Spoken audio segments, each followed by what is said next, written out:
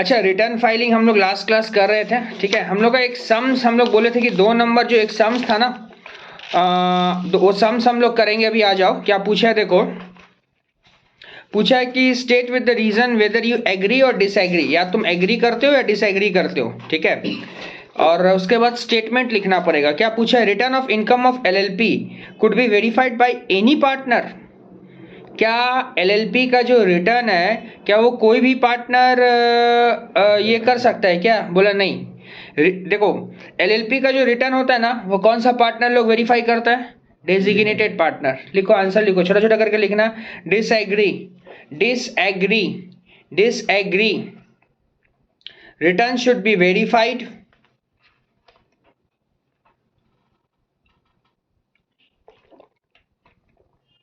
return should be verified by return should be verified by designated partner. Return should be verified by designated partner. अगर designated partner नहीं है, लिखो if no designated partner, if no designated partner, return can be signed by any partner. Return can be signed by any partner. Return can be signed by any partner. Thank you.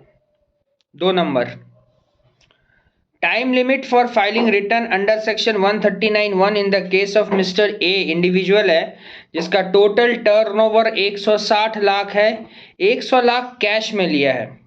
In the year ended whether or not opting to offer presumptive income under section 44 AD 31 अक्टूबर।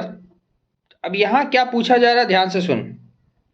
बोला time limit क्या इसका 31 अक्टूबर होगा। अगर तेरा total turnover 160 lakh है, 100 लाख तू cash में लेता है। देख, अब यहां पर एक बात बोला गया है पीटीएस में, ध्यान से सुनेगा। हम लोग टैक्स ऑडिट करवाते हैं। हम लोग क्या करवाते हैं? टैक्स ऑडिट करवाते हैं, ठीक है। ध्यान से सुनेगा। अगर तेरा टोटल टर्नओवर 10 करोड़ के ऊपर जाता है तो टैक्स ऑडिट होता है।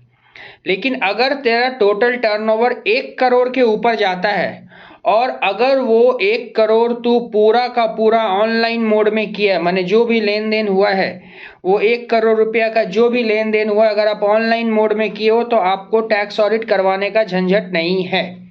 समझ में आ गया बात क्या बोले? लेकिन यहाँ जो मेरा 100 लाख रुपया है, 100 लाख माने 1 करोड़ ही होता है, वो जो 100 लाख है वो मेरा 100 लाख माने 1 करोड़ है, तो 100 लाख जो है मेरा वो हम लोग कैश में लिए, मतलब इसको भी टैक्स ऑडिट करवाना पड़ेगा। अब एक बात बता यार, अगर तेरा टैक्स ऑडिट होगा तो क्या तेरे लिए रिटर्न फाइलिंग का लास्ट डेट 31 अक्टूबर होना चाहिए? यस और नो, ध्यान से बता।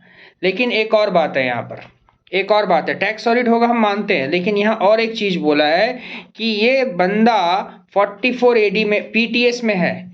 अब हम लोग एक और चीज जानते हैं। देखिए भैया, हम आपका बात मानते हैं कि आपका टर्नओवर 100 लाख के ऊपर कैश में रिसीव किया, लेकिन ये तो पीटीएस ऑप्ट करके बैठा हुआ है। हम लोग क्या पढ़े थे? पीटीएस में टैक्स ऑडिट नहीं होता है। तो पीटीएस में अगर तुम्हारा टैक्स ऑडिट नहीं होगा तो तुम्हारे लिए जो रिटर्न फाइलिंग का ड्यू डेट होगा वो जो नॉर्मल इंडिविजुअल का होता है वही होगा, ठीक है। आंसर लिखो, डिसएग्री। माने डिसएग्री क्यों लिख रहे, समझ में आ रहा है ना? 31 अक्टूबर वाला जो डेट है वो चोलबे ना। Disagree if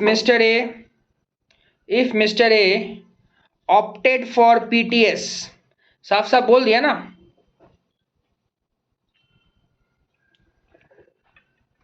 opted for PTS tax audit under section 44 AD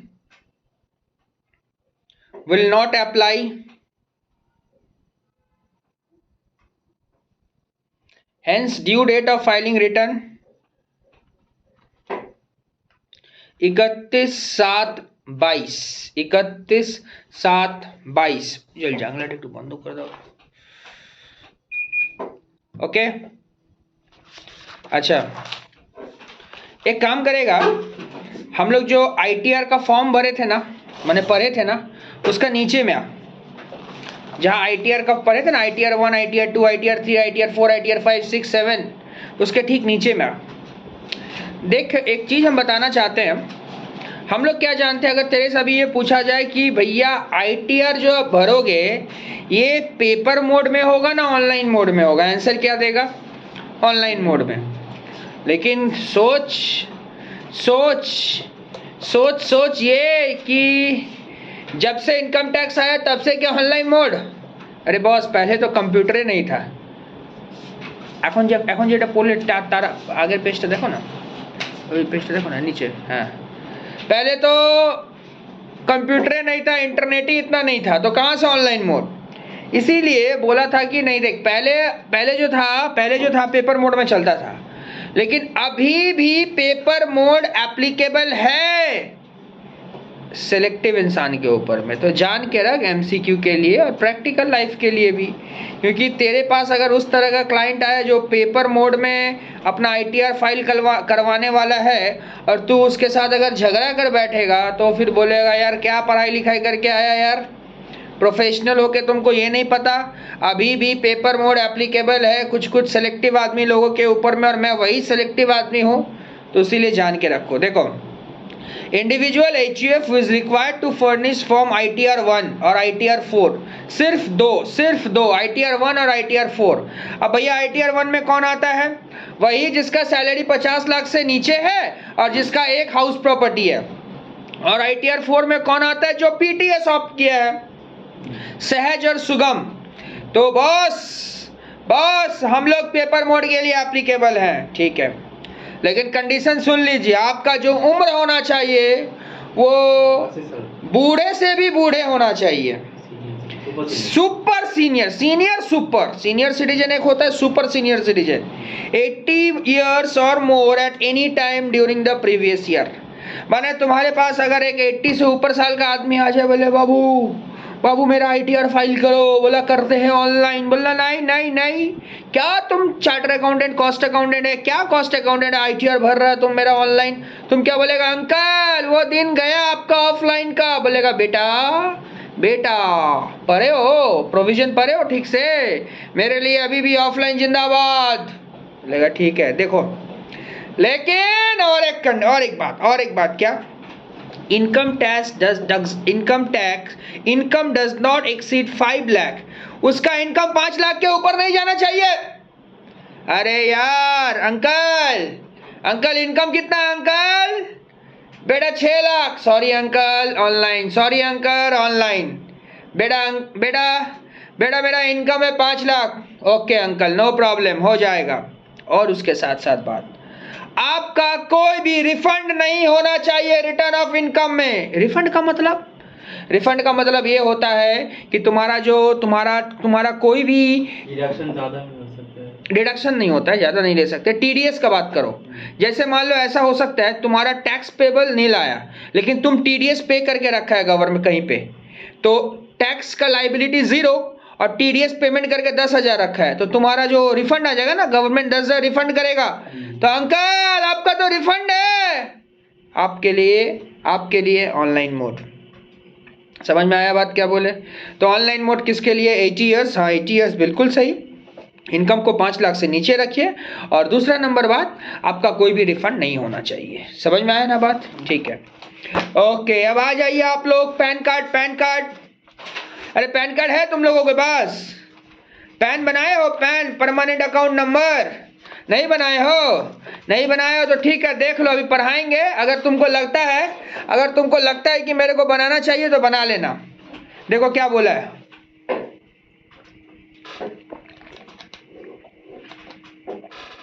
है, सुनो।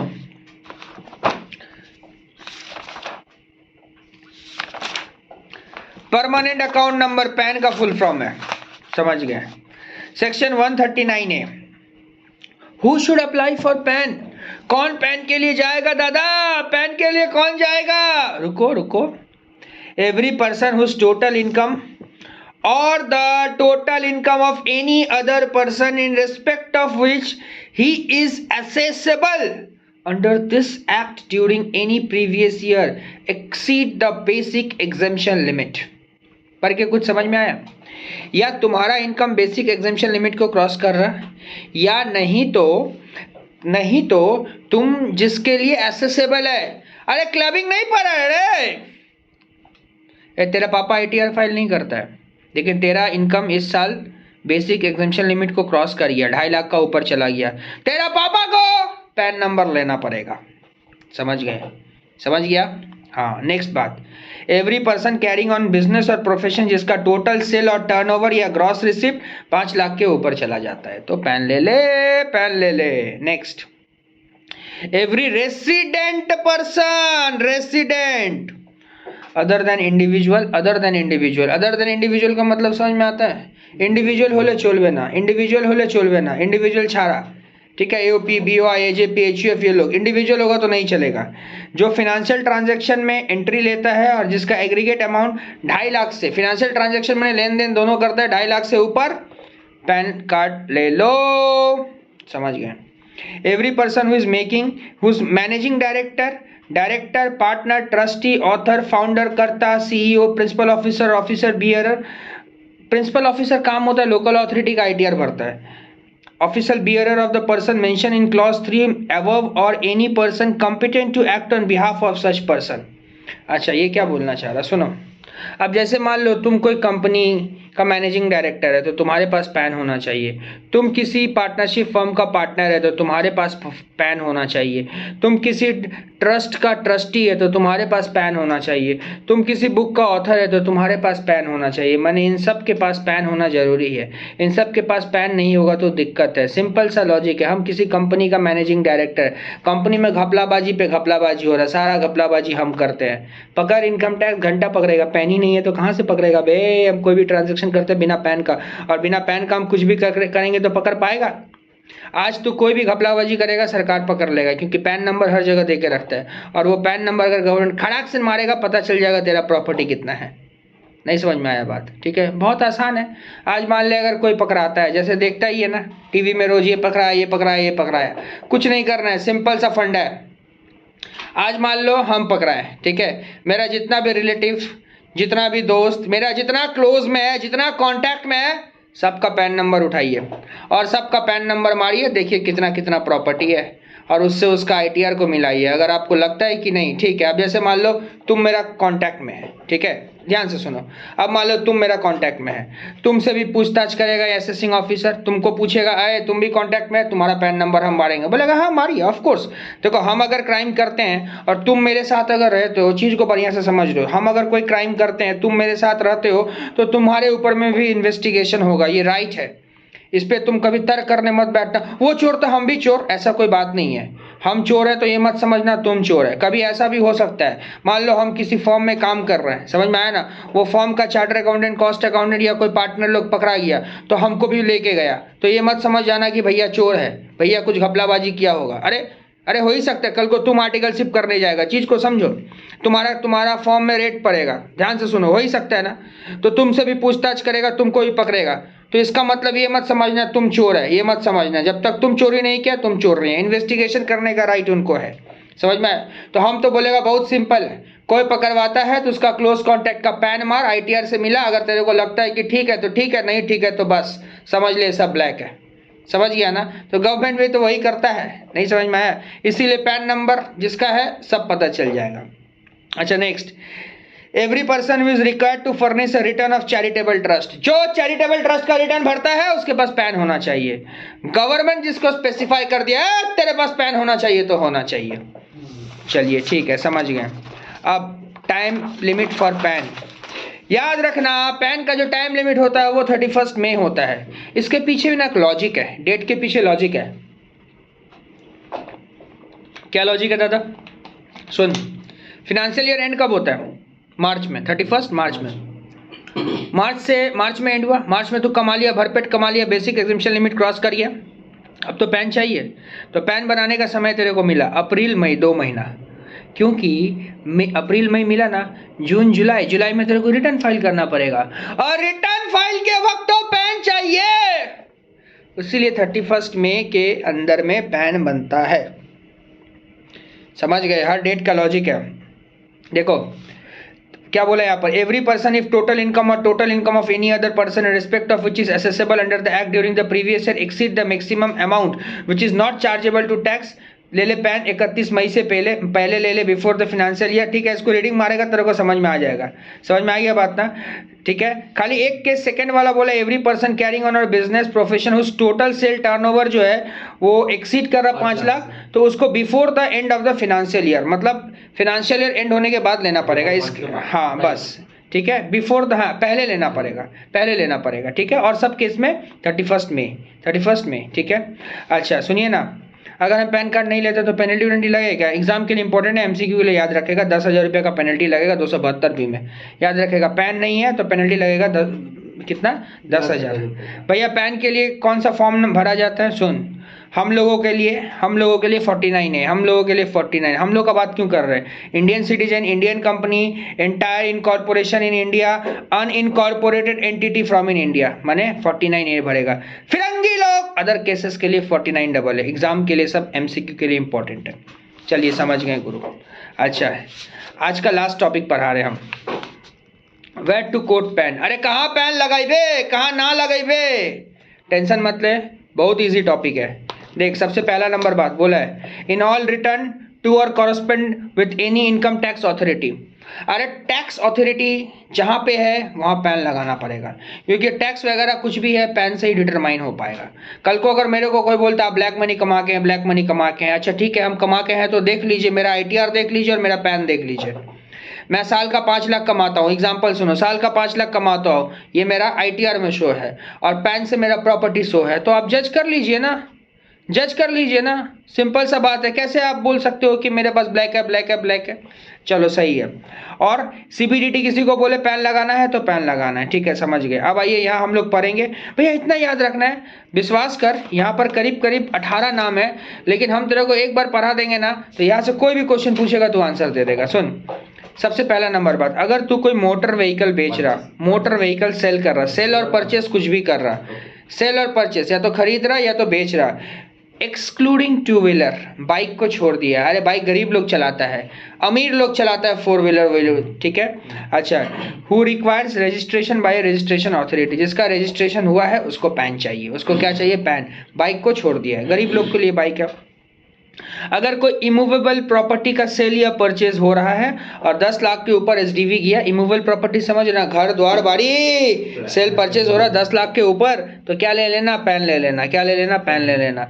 इसका मतलब अगर तेरे को कोई प्रॉपर्टी खरीदना हो ना तो 10 लाख के नीचे खरीदना, पैन नहीं लगेगा, समझ में आ रहा ना। तो उस प्रॉपर्टी के बारे में गवर्नमेंट को कभी पता नहीं चलेगा, समझ में आ गया बात, हाँ भैया समझ गए। नेक्स्ट, अगर तू कोई टाइम डिपॉजिट किया, टाइम डिपॉजिट का मतलब कौन सा डिपॉजिट होता है, फिक्स डिपॉजिट।